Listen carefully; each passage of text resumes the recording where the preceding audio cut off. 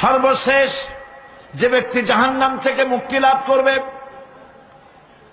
তাকে আল্লাহ পাক বলবেন, ফেরেশতাদেরকে বলবেন, ও আমার ফেরেশতারা, আমার এই বান্দাকে জান্নাত এবং জাহান্নামের মাঝখানে রেখে দাও।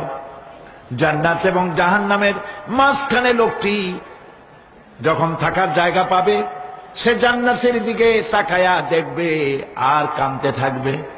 আল্লাহ পাক জিজ্ঞেস করবেন, বান্দারে, যুগের পর যুগ ধরে জাহান্নামে কেঁদেছ, আমি রব্বুল আলামিন জাহান্নাম মাফ করে দিয়া জান্নাত জাহান্নামের মাঝখানে রেখে দিয়েছি, আযাব থেকে তো বেঁচে গেছো, এখন কান্দো কেন?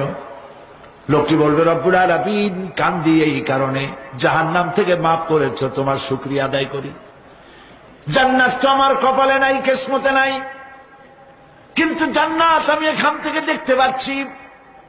জান্নাতের সুঘ্রাণ আমার নাকে আসতেছে, কপালে নাই যাওয়ার। আমি কাঁদি এই জন্য, তুমি যদি মেহেরবানি করে আমাকে জান্নাতের দরজার কাছে একটু দাঁড় করায় দিতা, প্রাণ ভরে তোমার জান্নাতের দৃশ্যটা একটু দেখতাম। আল্লাহ পাক তার আরজি পূরণ করবেন, বলবেন যাও, ফেরেশতাদের বলবেন এর জান্নাতের দরজার কাছে দাঁড় করায় দাও।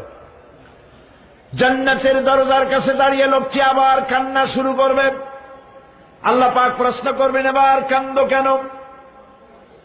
লোকটি বলবে, রব্বুল আলামিন কান্দি এই কারণে, জান্নাতের এই দরজায় দাঁড়ায়া জান্নাতের অফুরন্ত নেয়ামত কিছুই ভালো করে দেখা যায় না, শুধু অল্প জায়গা দেখি। যদি তুমি আমারে দয়া করে জান্নাতের মাঝখানে দাঁড় করায় দিতা, চতুর্দিকে তাকায়া তাকায়া দেখা কলিজারে ঠান্ডা বানাইতাম। তবে আমি ওয়াদা করি, জান্নাতের কোন নাজ নেয়ামত, কোন ফল আমি খাবো না, ধরবো না, সইব না। একটুখানি মেহেরবানি করে মাঝখানে দাঁড় করাইয়া দাও, জান্নারে ঠান্ডা করি। আল্লাহ রব্বুল আলামিন ফেরেশতাদের বলবেন, আমার এই বান্দারে জান্নাতের মাঝখানে দাঁড় করাইয়া দে। আল্লাহর নবী বলেন, জান্নাতের মাঝখানে দাঁড়িয়ে লোকটি আগের চাইতে আরো জোরে চিৎকার মেরে কাঁদতে থাকবে। আল্লাহ পাক বলবেন, বান্দারে কি হলো তোর? দরজার কাছে আসতে চেয়েছিলে, আইনা দিলাম।